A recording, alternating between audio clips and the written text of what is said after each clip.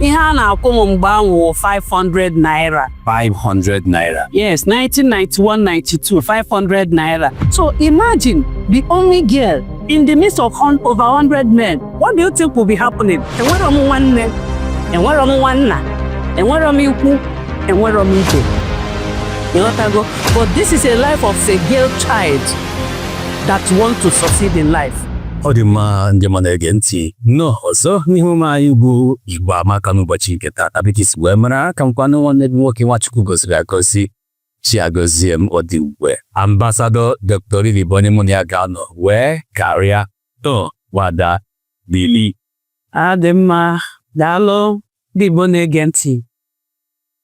Afa m bụ ambasadọ Dr. Lily, abụ m onye Ọka, bilikwanụ na Lagos, bụrụkwanụ onye na-akwado ndị Igbo igosi ndị Igbo ụzọ esi akpata ego n'ọrụ nke a na-akpọ multi-level marketing. Ka anyị gaa n'ihu ozugbo biko ọ ka masị ka anyị gachi ya azụ n'isi mbido from the beginning. Ochie na bekee onye na-amaghọ ambasadọ Dr. Lily kete budu maka ndị Igbo kwenyere na a na-akpata ego akpata, a na-akpị ya akpa onye abụ na ọrụ ụzọ a na-akwa tupu ịkpata ego. Ma tupu irute n'okwu ga anyị na ugbu a, ọwa kenere anyị kedu ụzọ ị gara tupu irute ebe a? Ọ dị mma. Nke bụ eziokwu bụ na n'ọnwa a anyị nọ n'ime ya ka m eme arọ 53 ya wụ 53. 53. 53. M na-agwa gị na ogologo ezi ọ dịrọ mfe. Ịghọtago, anyị agago, anyị ebubo mmiri wee burude wee ruo ebe anyị nọ today na mmasị Chukwu, tọkwa mmasị mmadụ. Afịa na asaa anyị gụrụ ya. Ihe asịrị m kedu ka isi wee gwe, ama m na ụfọdụ ga na-ajụ kedu ka esi wee well up what kili to my uncle. Okwu a na-ekwu onwe onye ọ ga-emetụta, amara m ọnọdụ ịnọ wee na-ege m ntị, mana ama m na onwe onye ọ ga-emetụta maka na ebidoro m akpa m ogbenye. Akpa m ezigbo ogbenye. Ịghọtago, famili amụnyekwana famili dị ogbenye. Wee na-eto wee si onwe m na m kwesịrị ịnọ ebe a. Ịghọtago, I need to move ahead than where I was born. All right, eto m with my uncle na Lagos ebe a ka ọ n'Ọka. Na Enugu. Yes. Amụ gị n'Ọka, ito n'Enugu. Amụ bụ n'Ọka. Enji wee nwata onwe m na m nọ. Anọ with my uncle. That was about when I was like 7 years old. Ifugo na mpe. So ebe a ka m ghọta. And mụ nwawu onye nọ etu a, mụ na nne m nke m ụlọ m n'afọ. Mụ na ebubere n'ụlọ n'ọkpọkwazi ya ọnwa ofu ọnwa ma ọnwa ekwa. Ịghọtago, anyị na-akọwalụ gị ebe o si bido. So my uncle wụ onye zụrụ m, zụcha m na secondary school. Ọ zụchara m na secondary school, ego adịrọnụ. Wee si mba na mma mpapụzie ya nachi ya Ọka nọlụ with my grandmom. Si na nke your uncle that's secondary school. Banyezie na nke my grandmom. Nọlụ with my own grandmom. Wee je bido ọlụ nkụzi. Nkụzi? Yes, bido ọlụ nkụzi mgbe ahụ after secondary school. Ihe a na-akwụ m mgbe ahụ 500 naira. That was 1991. 500 naira. Yes, 1991-92, 500 naira. Ka a na-akwụ monthly. Mana ka ndụ mmadụ, ka ndụ gị si wee dị ka Chukwu si wee ka akalaka gị. O nwee family mmele ụmụ ya lesson. Agbasacha akwụkwọ mụnwa na-akpọrọ ụmụ ya pọ n'anụ ụlọ. Mgbe ụfọdụ mere ha lesson, ha enye m ndị n'ebe ị ga-amele. Ebe m ga-amele lesson. Mgbe ahụ a na-akwụ m 500 naira. That family, papa ha na-akwụ m 1,000 naira. Papa ha na-akwụ m 1,000 naira for teaching our 3 kids. Ya double ife a na-akwụ. Ọ bụ ihe a na-akwụ m ebe m na-arụ ọrụ. Ịghọtago? So wee nyelu m aka maka na ọmagolo ebe nchọ ije ka papa ha na-akwụ m ya ụgwọ 1000 na-esave every month. Ụba kọmputa futachala ọfụ ebe 92 93 wee jee kọmputa school. Ihe akwụ na ya kọmputa school as at that time were about close to 4,000 naira. Na computer school. Na kọmputa school ebe mụ kọmputa school. Ịghọtago, so wee mụchaa ya amụ m ya like ọnwa ise ka 6 that time. Mụchazie anya bido ọrụ na office with business center.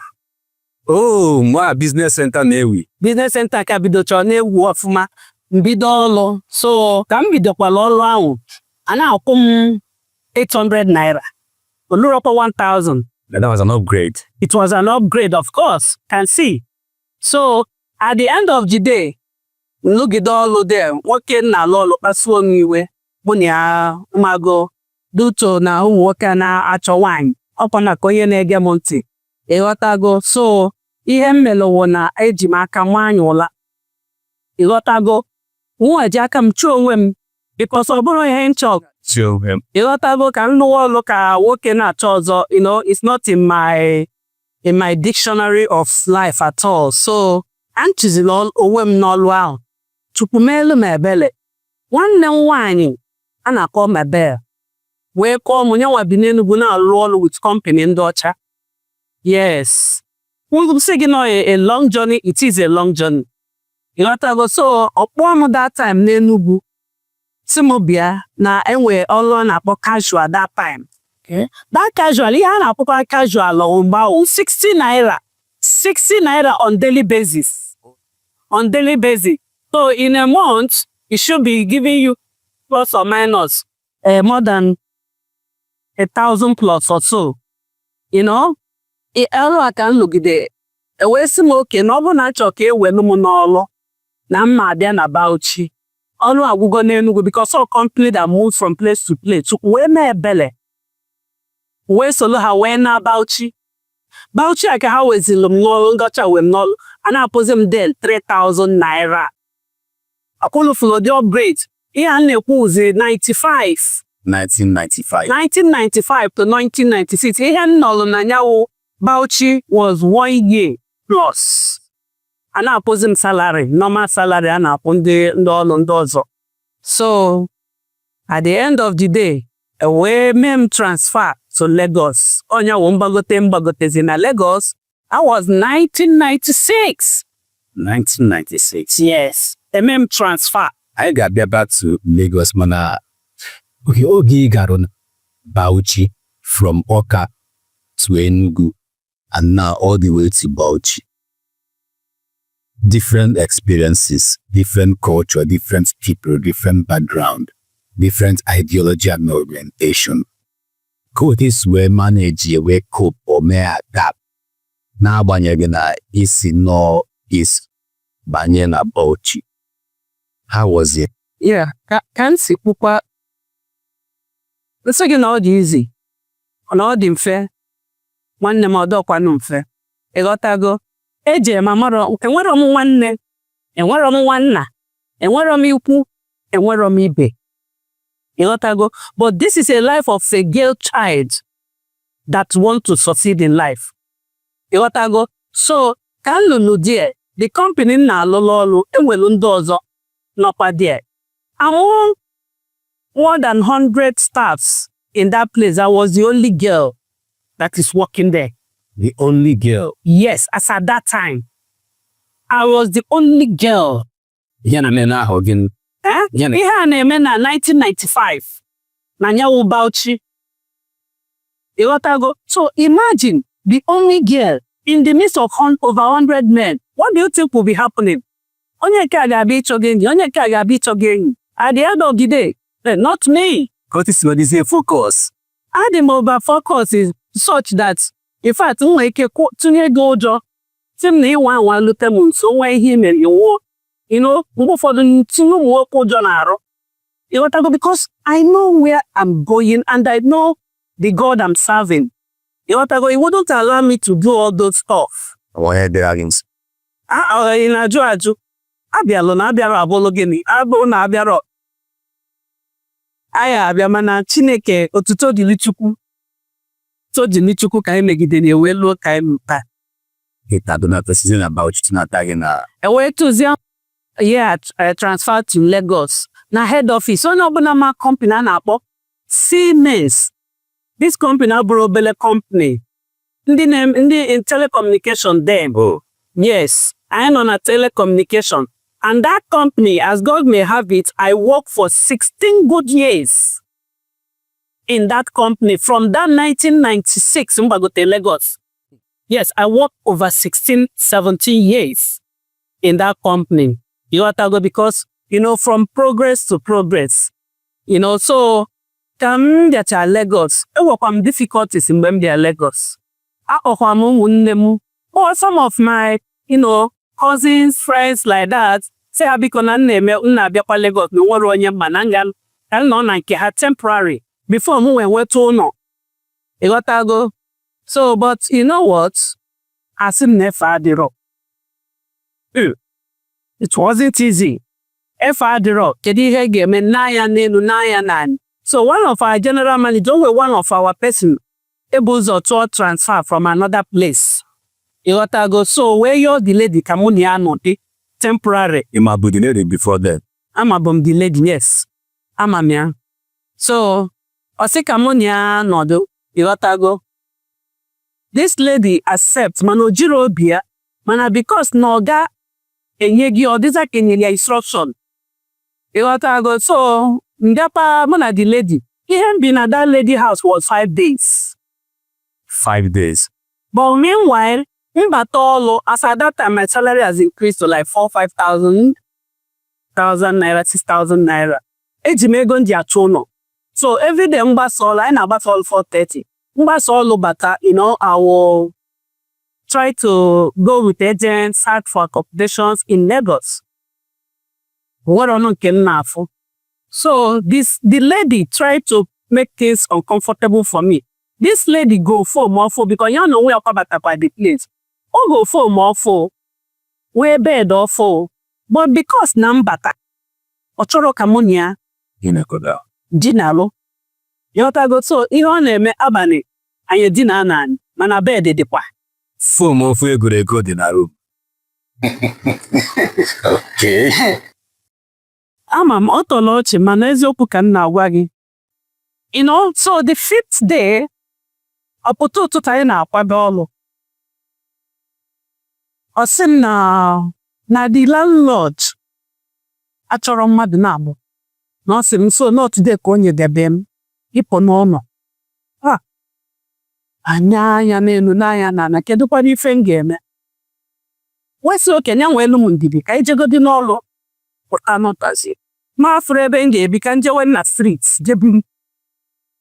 But meanwhile, o nwere ebe m ga-echọ ụlọ dịka boys quarters. Ịghọtago?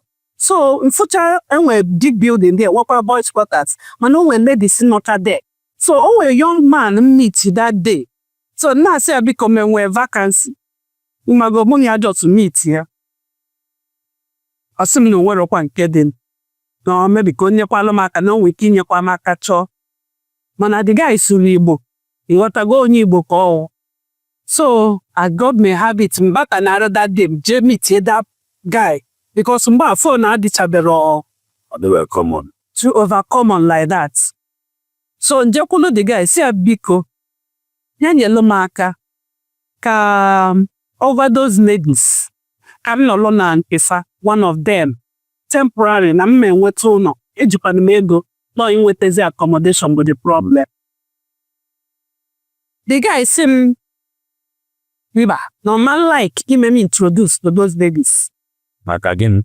Sim no we 1 year wine ọ ga-eduje m na nke ya na agọ. I'm telling you how God did it. That night, oduru m je na nke 1 year wine ahụ. 1 year wine ahụ bụkwala onye na-eje ọlụ na island. So ọ na-abata very late. Ịghọtago, my dear. Do you know that I ended up spending up to 2 weeks to 3 weeks in that lady's house? Onye awo onye mamaro. From Adam and Eve. Chineke wepụtalụ m ya anya. Ịghọtago? So, ebe a m nọzi wee nwetazie n'ụlọ nke m. Ịghọtago? And ụlọ ahụ m nwetalụ, one of my cousins sokwa mbili na nyewe ụlọ. Ị ka nwetara enweta? M nwetara enweta, yes. He stands with me, with my late brother, blessed his memory. Ịghọtago? So, this is how it is. So, nyewe company nlo akwazilo. Chukwu mee ebele. Nwetazi onwe m alụbụ m na their shipping, alụm about, alụbụ m na their admin, rụọ na their shipping department. Lụchaa their shipping department wee soluzie the telecommunication people. Ịghọtago? Ndị na-amount to mass. Onye akpata, there is no state in Nigeria I've not been to, I don't know. Ịghọta? So I was trained on the job as an engineer. Ịghọtago? So I draw with AutoCAD. I go out for survey with GPS in any part of this country. Wait, you draw with AutoCAD? Absolutely. So you draw structures now, like? Absolutely. Within that space of 60 years? Yeah, within that space of 60 years. So company later trained me because they found out that probably I was good, you know.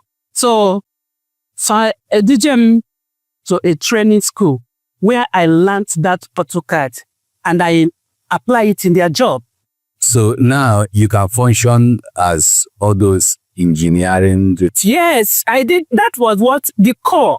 In fact, for 14 years, that was the core business, core job I was doing in Siemens company. I can connect the mask from this Lagos to Enugu, from this Enugu to Abuja, from Abuja to Kano. You can connect it. Yes, absolutely. With the coordinates. Are you for real? Even in this house, with the coordinates, I can trace it for you. You're a computer wizard. Yes. So about time came, you know, economic meltdown. The company had like a slowdown. But before then, our company moved to Nokia. So during that time you were there, I understand that this particular field you mentioned now is basically filled up with men and young boys particularly, but you are a woman. What happened? That is what I'm telling you. I mean, how did you break in? How did you cope with that? In the field where I was. I see these young guys mounting muzzle with helmets and everything. Mine is to draw. Then give those boys. They will go to the streets and mount. Oh, you're the brain box. Yes, we draw. We give them the the routes. The layouts. The layouts at which they will go to mount or what they will do there. You know, there's something we call joint buses. Joint buses from here to here. Where would the joint be? Where would the sleep be? So I say China on a map. I tell them this is where it is. They will now trace it. Transmitter and receiver. Yes, they will be able to trace it and do their own job. But meanwhile, among them, I think I was the only lady that is doing that within the apartment. How did you feel? How will I feel? I feel like a boss lady. Boss moves. Yes. But though, I earn the respect, when you see yourself in the midst of men, you feel delighted. So they do know how to take care of me, being the only one among them. And you weren't taken advantage of, being the fact that you're a woman and they are all men. No, not at all. They are the people I even cancel because they saw things in me. They always want to be around me. You understand? Because I cancel. I have an inbuilt cancellership in me. You understand? So, yeah, just... Okay. It really works many parts. Yeah. I don't know about the AutoCAD thing. Yeah. He's here. Yes. Okay. And now we are here. Yeah. How is it going? Well, I hear you now into helping people multi-level marketing. Yes. It's like a new field of endeavor entirely, apart from the Siemens experience. Right. Yeah. So, after the work, when the company experienced economic meltdown on their own part, so many of us was laid out of job. So, when due to, I told myself, I think having worked all these years, by then I've gotten married. Because I married 1998, 99. I wedded 99. And by the grace of God, it wasn't easy working again and remarriage and keeping home. I didn't tell you about that. Because then, when I got married, they transferred me to Abuja. Because I wedded in Abuja. They transferred me to Abuja. And after I had my first child, I now went for leave or for maternity leave. So when I'm to resume, I am to resume in Kaduna because that is where they have a job. Bauchi, Lagos, Abuja. Absolutely. You need well. We need to. Okay. Now, this is universal Nigeria. That is me. You see, that is why I am like a mentor. Like I try to use my experiences to, alleviate one's situation. Because there's a lot of people going through things. You've seen it though. Yeah, so I've seen it all. So there's nothing new at this point I am in my life. You understand? So I was, I had to resume in Kaduna. But lucky for me, my husband, brother, based in Kaduna. It's a large house. So I went with my house help, myself, and my new baby there. And to the glory of God, that same baby just become a medical doctor. Wow. Last week. Congratulations. Though he's an international medical doctor, but he came to write their medical license in Nigeria, and she made it too. So that same child, that I took when she was 6 months old to Kaduna. Yes. And the house help lady was taking care of her. Imagine, from office, I will go back and breastfeed this child and get back to the office. You go home, breastfeed, and then go back to PPCs and continue work. When you want, you are determined. How could you determine? That was loud. It was. So I stayed there for like about, not up to a year again. They pushed me back to Lagos. So all this while they are pushing you in regular stick balance, they usually play ping pong. Yeah. How did you take in all of this? Because ordinarily, one will get, oh man, you guys are playing with me. Lagos, Kaduna, Abuja. I mean, did you at any point feel like that? I did not really feel because I'm determined. I'm determined because, like I said, you came from a poor home that when you look left, you look right, there's nobody to run to. So I am determined to make sure I don't beg anybody. You understand? I need to help the family. I need to help my own husband too. So yours was a story of self-preservation and survival. Absolutely. Ezo. Yes. So, of course, so from there, I went back to Lagos. But luckily for me, the house I was staying, it's like God knows, I retain it because those my uncle are still, my cousins, one of them is still in that house. So it's like I paid ahead. Oh. So that was where our fallback came before I had my second child and the third child. And the rest is history. The go determine, focus, nobody should talk you out of it. So now if I'm alone. So he saw into the future. Yes. What did you see? I see a brighter future with determination. That is all I see. I see that I can make it. That is what I saw. And that is what I pursue. And here I am.